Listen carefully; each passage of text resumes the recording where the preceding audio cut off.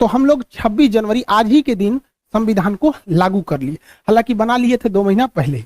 तो हम लोगों ने इसे 2 महीना इसीलिए लेट किए कि हमारा 26 जनवरी यानी स्वाधीनता दिवस बरकरार रहे। इस दिन राजपथ पर परेड होता है, इस दिन ज्यादातर हथियारों को प्रदर्शित किया जाता है, हमारी क्या क्या डिफेंस में है, क्या क्या नए नए आविष्कार हैं, एक तरह का शक्ति प्रदर्शन कर लीजिए। इस चीज को हम लोग कह सकते हैं शक्ति प्रदर्शन।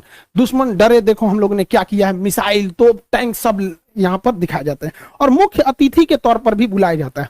राष्ट्रपति तो झंडा फहराते ही है, प्रधानमंत्री भी रहते हैं, तीनों सेनाओं के अध्यक्ष भी रहते हैं, और मुख्य अतिथि को भी बुलाया जाता है। ये शुरू से ही परंपरा रही है। चाहे कलाम साहब हमारे राष्ट्रपति रहे हों, चाहे प्रणब मुखर्जी जी रहे हों, या रामनाथ कोविंद साहब रहे हों, हमेशा कोई ना कोई मुख्य अतिथि आता है। इससे क्या होता है कि उस देश से हमारा घनिष्ठता को भी दर्शाता है कि हम जो करीबी देश है उसी को ही मुख्य अतिथि बनाते हैं। इस बार जो मुख्य अतिथि बनाया गया है, बुलाया गया है, बहुत ही सोच समझ के, मतलब एशिया को पूरी तरह बैलेंस करने के लिए। एशिया का ये वाला एरिया कहलाता है सेंट्रल एशिया। ये रूस से टूटे हुए हैं सर। इसमें 5 देश आते हैं, Kazakhstan, Kyrgyzstan, Tajikistan, Turkmenistan, Uzbekistan.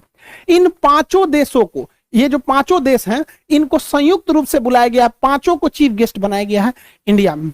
इतना महत्वपूर्ण है कि इसके रास्ते हम लोग पूरे यूरोप में जा सकते हैं, क्योंकि ईरान के चाबहार बंदरगाह से हम रेलवे लाइन यहां ले जा सकते हैं और यहां से पूरे यूरोप में एंट्री कर सकते हैं। तो ये सेंट्रल एशिया से हमारा रिलेशन बनाना बहुत जरूरी है। सेंट्रल एशिया इतने महत्वपूर्ण है, ये आप अंदाजा लगाइए। इस्लामिक ऑर्गेनाइजेशन की जो मीटिंग हो रही थी पाकिस्तान में, तो इन लोगों ने उसकी मीटिंग छोड़ के भारत की मीटिंग को अटेंड कर लिया। चाइना इससे इतना डरा हुआ है कि आज 26 जनवरी को ये लोग मुख्य अतिथि के रूप में हैं। चाइना कहा कि आप हमारे पास आइए ना 25 जनवरी को। तो ये कहा सर कि कौन सी खिलवाड़ समझे हैं, हम चीफ गेस्ट बने हैं, कैसे एक दिन में वहां चल जाएंगे, यहाँ चल जाएंगे, नहीं आ पाएंगे।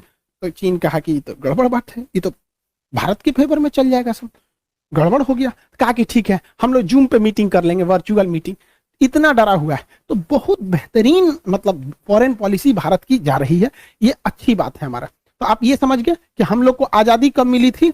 आजादी मिली हम लोग को 15 अगस्त 1947 को। देखिए, इस दिन देश बना नहीं, इस दिन देश आजाद हुआ। हालांकि कई लोग का 1498 में वास्को डी गामा भारत की खोज नहीं किया था, भारत पहुंचने वाले रास्ते की खोज किया था।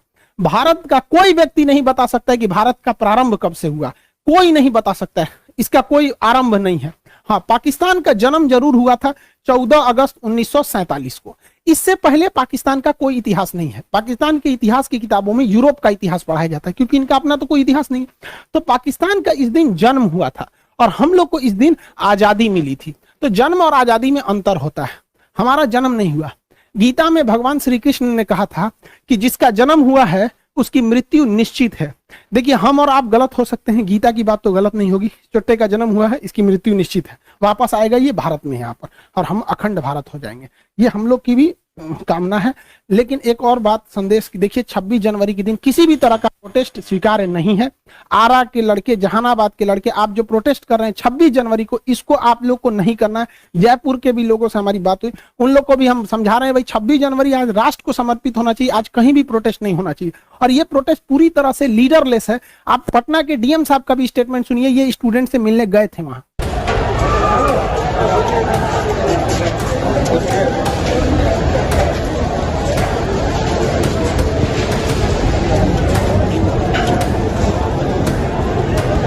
प्रॉब्लम यही है कि लीडरलेस हैं। 2-4-10 लोग वार्ता के लिए तैयार हो रहे हैं तो बाकी नहीं हो रहे हैं। तो अभी रेलवे से भी हम लोग बुला रहे हैं पदाधिकारियों को, इनकी समस्याओं को सुन लें और जो समाधान हो सकता है उसका समाधान करें। पूरी तरह से रेलवे का मामला है। देखिए, 26 जनवरी राष्ट्र का होना चाहिए, राष्ट्र को समर्पित हो। हम सब भारत की उज्जवल भविष्य की कामना करते हैं। स्टूडेंट्स और लोगों से ही मिलकर देश बनता है।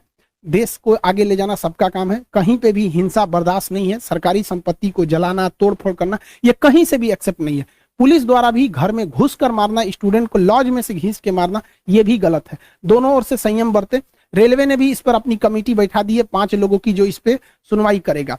अब इस कमेटी में क्या रिपोर्ट आएगी, इसके ये अभी कोई पहले प्रेडिक्ट नहीं कर सकता है। फिलहाल एग्जाम को कुछ समय के लिए पोस्टपोन किया गया है और कमेटी की रिपोर्ट की वेट किया जा रहा है। आप लोग भी वॉच एंड वेट कीजिए और अभी शांतिपूर्ण व्यवस्था को बनाए रखिए। 26 जनवरी को कहीं भी आप प्रोटेस्ट मत कीजिए बाबू। आप कहाँ बेवकूफी करिए, देश को समर्पित कीजिए ना। आपके पास दिन थोड़ी हो गया, आपके पास पूरे का पूरा साल बचा है। आप शांतिपूर्ण ढंग से प्रोटेस्ट कीजिए। कहीं से भी आप लॉ एंड ऑर्डर को नहीं बिगाड़िए, ये आपके लिए सही नहीं रहेगा। हाँ, ये चीज आप में एक ही सही है कि आपका लीडरलेस है, जिस वजह से आपसे कोई बात करने नहीं आ पाएगा। जब भी कोई आंदोलन लीडरलेस रहता है तो कोई उनसे बात ही नहीं कर पाता है, कोई लीडर ही नहीं है, तो एक ही रास्ता बनता है कि उनकी बात को मान लिया जाए। तो रेलवे ने भी कमेटी बताई है, आप सब लोग से हाथ जोड़कर विनती है कि कहीं पे भी आप इस तरह का उपद्रव नहीं कीजिए। आरा के लड़के ट्रेन में जो इंजन में जो आग लगा दिया गया वहां से, उन लोग, ये निंदनीय है, ऐसे काम को न करें। जहानाबाद के भी लड़के जो ट्रेन पे जाके राष्ट्रीय गान गा रहे हैं, आप सब लोग के हम भावनाओं का सम्मान करते हैं, लेकिन आज के दिन आप लोग को ऐसा नहीं करना चाहिए। प्रशासन का भी आप लोग सहयोग करिए, वो भी आपका सहयोग करेंगे। आई होप आप इसे समझे होंगे। मिलेंगे नेक्स्ट क्लास में। जय हिंद।